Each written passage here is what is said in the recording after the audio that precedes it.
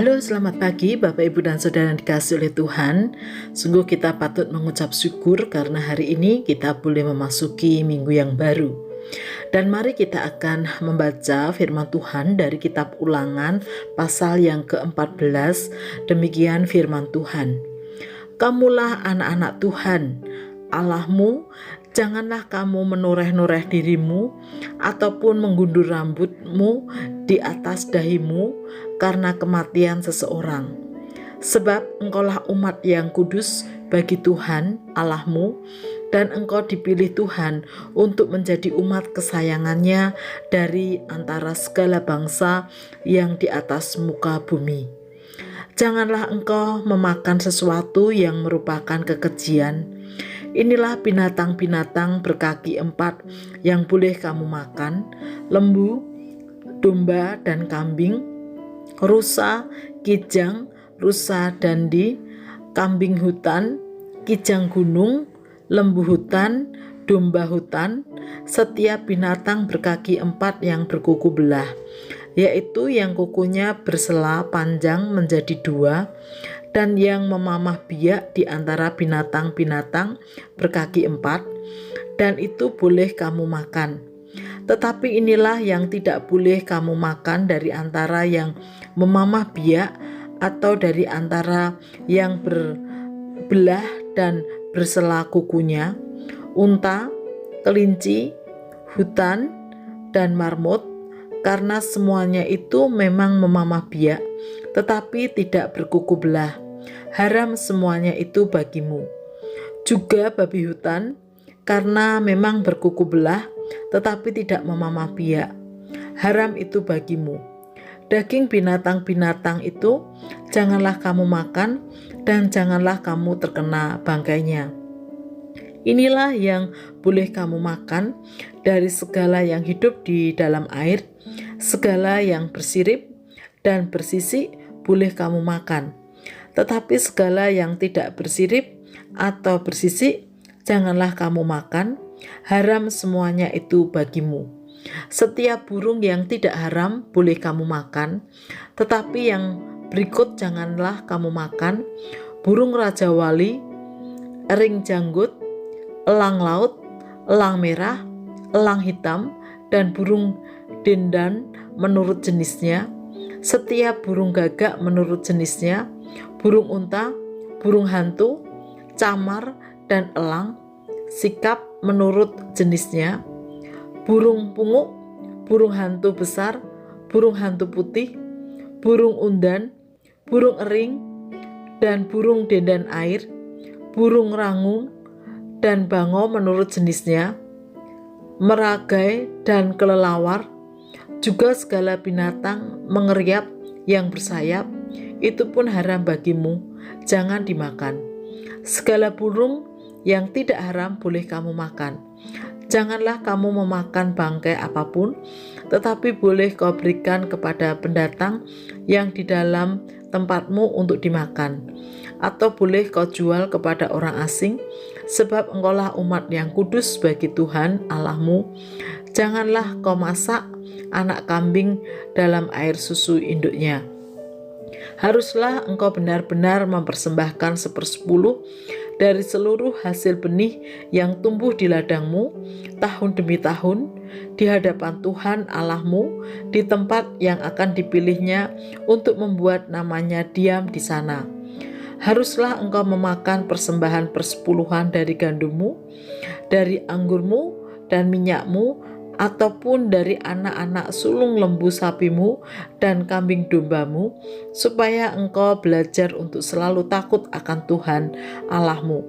Apabila dalam hal engkau diberkati Tuhan Allahmu, jalan itu terlalu jauh bagimu sehingga engkau tidak dapat mengangkutnya, karena tempat yang akan dipilih Tuhan untuk menegakkan namanya di sana terlalu jauh dari tempatmu, maka haruslah engkau menguangkannya dan membawa uang itu dalam bungkusan dan pergi ke tempat yang akan dipilih Tuhan Allahmu. Dan haruslah engkau membelanjakan uang itu untuk segala yang disukai hatimu, untuk lembu sapi dan kambing domba, untuk anggur atau minuman yang memabukkan, atau apapun yang diingini hatimu, dan haruslah engkau makan di sana di hadapan Tuhan Allahmu dan bersukaria, engkau dan seisi rumahmu. Juga orang Lewi yang diam di dalam tempatmu, janganlah kau abaikan, sebab ia tidak mendapat bagian milik pusaka bersama-sama engkau. Pada akhir 3 tahun engkau harus mengeluarkan segala persembahan persepuluhan dari hasil tanahmu dalam tahun itu dan menaruhnya ke dalam kotakmu. Maka orang Lewi, karena ia tidak mendapat bagian milik pusaka bersama-sama engkau, dan orang asing, anak yatim, dan janda yang di dalam tempatmu akan dapat makan dan menjadi kenyang, supaya Tuhan Allahmu memberkati engkau di dalam segala usaha yang dikerjakan tanganmu. Bapak, Ibu, dan Saudara yang dikasihi oleh Tuhan, dari bacaan yang kita baca hari ini, ada 3 poin penting yang bisa kita pelajari. Yang pertama adalah bagaimana kita bersikap ketika menghadapi kedukaan. Ayat-ayat tadi mengajarkan kepada kita bahwa ketika kita menghadapi kedukaan karena ditinggal oleh orang-orang yang kita kasihi, agar kita bersikap tidak berlebihan sampai melupakan diri kita. Mengapa? Karena Tuhan sungguh mengasihi kita. Oleh karena itulah sikap yang sewajarnya yang perlu kita tunjukkan. Bukan karena kemampuan kita, tetapi karena kekuatan dan kasih sayang Tuhan pada diri kita. Kedua adalah terkait dengan makanan yang diharamkan dan yang tidak diharamkan, atau yang boleh dimakan dan tidak boleh dimakan. Mengapa dalam Perjanjian Lama sangat kental dengan pengajaran tersebut?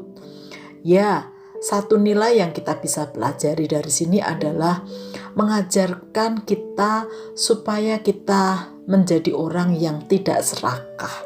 Artinya secukupnya. Bisa bayangkan kalau tidak dibatasi hal-hal tersebut, manusia bisa dengan segala keinginannya bisa karena demi kepuasan keinginannya, ya, maka yang rugi juga bisa umat itu sendiri. Oleh karena itu kiranya nilai ini yang kita tangkap dari pelajaran yang terkait dengan makanan haram dan tidak haram. Yang ketiga adalah persembahan persepuluhan. Mengapa itu juga terus penting diajarkan ya dalam Perjanjian Lama? Supaya umat terus mengandalkan atau bergantung penuh pada Tuhan Allah, karena ialah sumber berkat atas kehidupan umat Tuhan.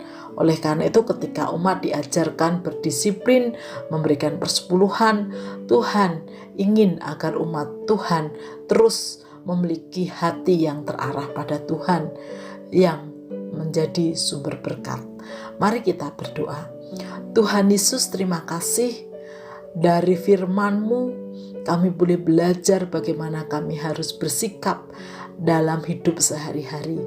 Kiranya Tuhan menolong kami, memberikan hikmat kebijaksanaan agar setiap hari boleh kami jalani seturut dengan kehendak-Mu. Di dalam nama Tuhan Yesus kami berdoa.